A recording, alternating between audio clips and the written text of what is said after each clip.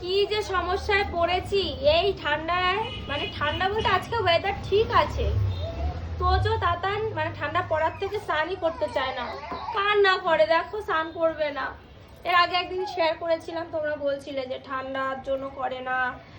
তো দেখো ঠান্ডা তো পড়েছে ঠিকই, কিন্তু তার মধ্যে স্নানটা করাও দরকার। আমি তাও একটু গ্যাপ দিয়ে দিয়ে স্নান করাই, যাতে ওরা কষ্ট না পায়।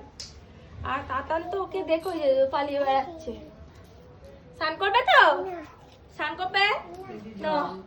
স্নান করতে হবে।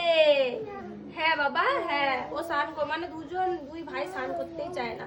অথচ রাত্রেবেলা যখন আমি টয়লেটে যাই, আমার তো শান্তি করে আমাকে এরা পটি টয়লেটও করতে দেয় না। মা মা ওই দরজার কাছে গিয়ে মা, ওর বাবাও ঠেকাতে পারে না, তখন গিয়ে বলবে মা স্নান, মানে রাত্রেবেলা তো জানি স্নান করবো না, এত চালাক এরা কি বলবো।